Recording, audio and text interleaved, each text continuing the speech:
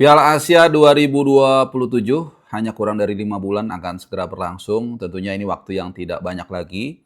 Persiapan akan terus digenjot oleh pasukan John Herdman, baik melalui seleksi pemain, pematangan taktik dan strategi, kemudian juga pembenahan dari kesalahan-kesalahan kita di AFF lalu, serta juga persiapan dalam pemilihan lawan baik di FIFA Asian Cup maupun juga nanti ada satu lagi friendly match kalender FIFA bulan November mendatang. Nah, dua checkpoint ini menuju FIFA Asia nanti memang sangat perlu untuk melihat seberapa jauh persiapan dari Garuda agar bisa berbicara banyak di turnamen yang sangat bergengsi di Piala Asia nanti yang berlangsung di Arab Saudi atau bahasa Inggrisnya Kingdom of Saudi Arabia. Nah, kita tentunya akan bukan hanya mengulas kekuatan tim nasional kita sendiri, tapi juga bagaimana persiapan lawan-lawan kita nanti, di mana di Piala Asia nanti kita akan segrup dengan lawan yang sangat sangat tangguh, yaitu Jepang yang saat ini berposisi di peringkat 17 di FIFA Ranking. Kemudian juga ada Qatar, dua-duanya sama-sama jebolan Piala Dunia. Qatar ada di peringkat ke-59 di FIFA Ranking di dunia. Dan satu lagi adalah tetangga kita, yaitu Thailand yang ada di posisi 100 besar juga teman-teman ya. Ini nggak main-main, semuanya 100 besar. Tepatnya di peringkat ke-94. Indonesia sendiri ada di posisi yang agak sedikit melorot, yaitu di posisi 118. Nah, sejenak juga kita lupakan pemanggilan pemain yang sempat beredar ya, yang dikumandangkan oleh rekan saya, Bung Ropan. Ini tentunya mengundang perdebatan, meskipun kalau kita lihat sebenarnya untuk pemanggilan pemain diaspora, kalau tidak ada aral melintang, kalau tidak ada cedera, maka hampir semua pemain diaspora ini akan dipanggil. Ya, mulai dari Jait Ses, Calvin Verdong, Oli Romani, Justin Hapner, Kevin Dix, Elkan Bagot, Nathan Choaon. Ini adalah sejumlah nama yang Martin Paes, Emilio Laudero juga kelupaan. Ini pasti kalau nggak ada cedera ini akan dipanggil. Nah, tentu yang akan menjadi perdebatan atau diskusi adalah pemain yang merumput di Super League ya. Ini pun sebenarnya masih bisa kita bagi dua klaster. Let's say seperti Tom Hai, walaupun kemarin sedikit ada ada friksi sebenarnya di Dewa Challenge waktu menghadapi Bali United, tapi sama juga kalau nggak ada apa-apa ini pasti akan dipanggil. Kemudian juga Ragnar juga yang dua-duanya sudah merumput atau berseragam Persib Bandung.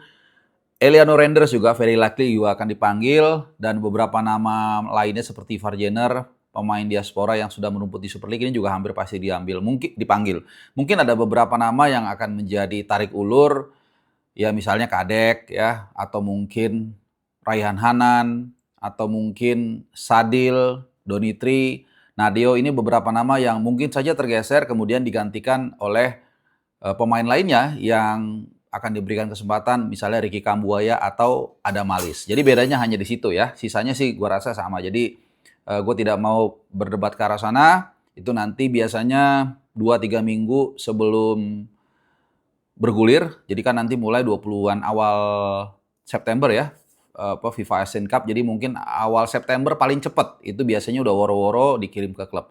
Nah, kemarin pun saat isu ini beredar, gue sempat dapat info dari teman-teman di klub Super League. Ada 3 yang memberikan info ke gue, itu tidak ada pemanggilan resmi ya. Jadi gue nggak tahu sumbernya ini dari mana, tapi ya nggak apa-apa lah, itu kita lupakan sejenak. Kali ini seperti kata Sun Tzu, bukan hanya kita melihat kekuatan dan kelemahan kita sendiri, tapi juga kita mesti melihat nih, persiapan dari lawan-lawan kita ini seperti apa di Piala Asia nanti. Jepang, kemudian juga Qatar, dan juga Thailand. Ya, kalau Jepang memang harus diakui ya sudahlah. Kita mau bilang apa, setiap gue ditanya pun oleh katakanlah platform media sosial atau TV, bagaimana Bung? Lawan Jepang optimis dong? Waduh, susah juga jawabnya. Kadang-kadang bangsa kita ini harus objektif ya, dan kemudian berani untuk mengakui bahwa ya kita jauh lah levelnya dari Jepang ya, walaupun tentu susah untuk mengatakan ya target kita kalah, nggak juga gitu, tapi paling enggak kita main Spartan, kemudian mungkin bisa jangan dibantai, kalau bisa curi gol, seperti yang kita lakukan di Piala Asia tempo hari ya, di putaran 2024. Walaupun 2023 tapi dilaksanakannya 2024, kita kalah 3-1 ya, nggak terlalu banyak kebobolan tapi masih bisa ciptain gol. Tujuannya tentu jangan sampai mentalnya kena dan tentunya juga untuk selisih gol dan ini berfungsi sehingga akhirnya kita lolos dari lubang jarum kalau kata sebagian orang beruntung ke lolos ke fase grup untuk pertama kalinya di 2024 ya di Qatar. Oke, jadi itu Jepang, tapi namun demikian pun sebagai wakil atau peserta Piala Asia dengan rank paling tinggi yaitu 17, mereka tidak main-main dalam mempersiapkan turnamen ini ya. Karena ini mungkin akan menjadi turnamen terakhir bagi Hajime Moriyasu, pelatih yang sudah cukup lama membesut Jepang walaupun sejauh ini masih 0 trofi ya. Tapi mereka punya kesinambungan yang sangat luar biasa. Jadi nanti saat kita menjalani FIFA Asian Cup, mereka akan menjalani setidaknya 2 partai yang sudah terkonfirmasi melawan tim yang gak kaleng-kaleng juga nih teman-teman ya. Tim Piala Dunia juga yaitu Uruguay yang berperingkat 20. Jadi kalau Jepang 17, lawannya Uruguay 20. Nggak main-main ya. Kemudian selang 4 hari, jadi 24 sama 28 kalau gua nggak salah. Itu mereka akan menghadapi Venezuela. Ini peringkatnya juga lumayan bagus teman-teman. Masih 50 besar, tepatnya 47. Dan di kualifikasi Piala Dunia kemarin di zona CONMEBOL, mereka hampir saja lolos. Mereka ada di urutan ke-8 ya. Jadi 2 lawan ini memang lumayan berat. Dan 1 atau 2 lagi lawan Jepang itu di FIFA Matchday nanti bulan September Oktober itu belum diketahui. Tapi pasti mereka akan nggak jauh-jauh peringkatnya.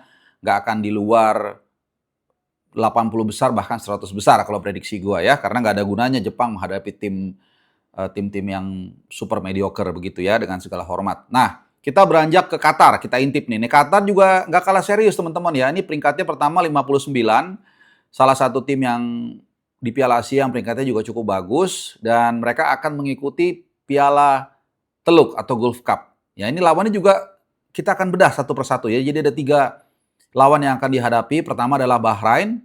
Bahrain ini peringkatnya juga cukup mentereng juga, ya masih 100 besar walaupun memang bukan yang paling bagus. Mereka ada di 92, ya masih 100 besar sekali lagi. Lalu kemudian ada UEA atau Uni Emirat Arab, bahasa Inggrisnya Uni Arab Emirates, di peringkat 68. Nah satu lagi yang mungkin mediocre adalah Yaman dengan peringkat yang cukup jauh ya 165. Jadi 2 dari 3 lawan di Gulf Cup nanti ini adalah masih di 100 besar. Bahkan ada yang salah satunya itu di peringkat 68. Dan kita akan menghadapi Qatar di pertandingan matchday kedua. Ini gue lupa menyebutkan, lawan Jepang itu pertandingan pertama sekali di Jeddah. Jadi pertama lawan Jeddah, paling berat. Nomor 2 terberat Qatar di Khobar. Ini perbatasan dekat dengan Qatar ya. Jadi nanti kita jangan menganggap hanya kita yang lebih militan. Mereka juga kemungkinan juga akan banyak juga datang ke sana karena mereka bisa naik mobil setahu gue. Lalu kemudian di pertandingan matchday ketiga yang nanti kita akan bahas sesaat lagi, kita akan berhadapan dengan Thailand juga di Jeddah, tapi stadionnya beda dengan yang di Jepang ya, satu kota. Jadi Jeddah, Khobar, Jepang, begitu ya, ngingetnya gampang dan lawannya dari yang paling bagus Jepang, lalu Qatar, lalu kemudian Thailand. Nah, Thailand seperti kita ketahui ini peringkatnya juga sama nih 100 besar ya, jangan main-main teman-teman. Peringkatnya 94. Jadi ini kita menggambarkan ini untuk kita harus waspada ya, jangan seperti kemarin kita di AFF.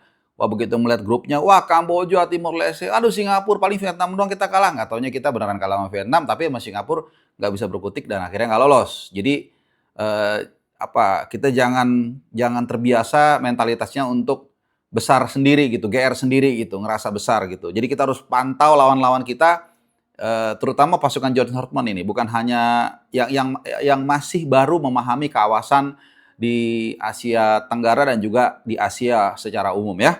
Nah, Thailand akan segrup nanti di FIFA Asian Cup ya di grup B, kalau kita kan di grup A ya.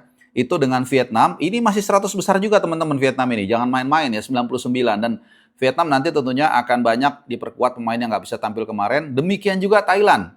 Thailand kemarin di AFF itu hampir sekitar lebih dari setengah. Mereka tidak menampilkan kekuatan terbaiknya. Jadi bukan hanya kita yang nggak bisa full squad, terutama para pemain yang berumput di Eropa, tapi Thailand juga bahkan lebih banyak lagi.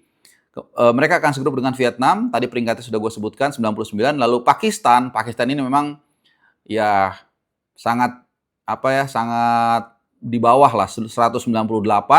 Lalu kemudian Filipina 135, relatif gampang. Walaupun kalau dibandingkan dengan kita, itu secara peringkat average-nya lawannya lebih bawah lagi. Ya kita akan segrup dengan Singapura yang secara peringkat itu 148, lalu dengan Bangladesh 181, Baru kita akan berhadapan dengan Malaysia juga sama ini 136.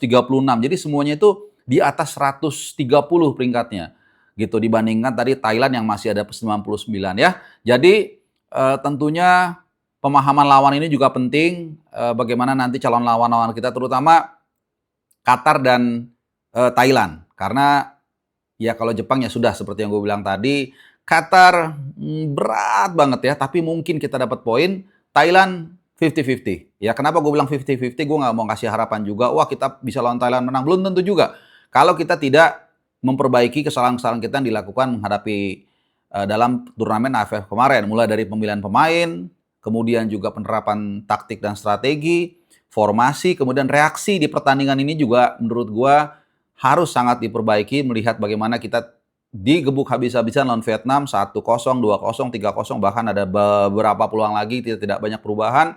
Dan di Singapura juga ketika mentok kita tidak ada reaksi yang positif, terutama terlambat dalam memasukkan pemain yang dibutuhkan, terutama pemain penyerang ketika waktu itu kita butuh gol. Nah, teman-teman semua itu sedikit aja bagaimana gambaran dari kekuatan kita dan terutama kekuatan lawan di grup yang nanti akan kita hadapi dan juga persiapan mereka seperti apa lawan-lawan mereka di dua agenda FIFA ya, bulan September, Oktober, dan juga November. Tentunya kita berharap persiapan kita lebih baik lagi dan mudah-mudahan di FIFA ASEAN Cup ya kita harus menang, bukan hanya menang tapi juga menunjukkan karakter, mental dan juga taktik yang bisa diimplementasikan oleh para pemain dan punya plan B dan plan C ketika memang mentok saat kita nanti akan menghadapi lawan-lawan di grup A, Singapura, Malaysia dan juga Bangladesh. Sebelum nanti kalau memang lolos akan menghadapi juara grup B kemungkinan besar antara Thailand dan Vietnam. Nah, teman-teman semua terima kasih bagi kalian yang sudah menyaksikan video di edisi kali ini. Mudah-mudahan bermanfaat. Sehat selalu, jaga keselamatan dan adios.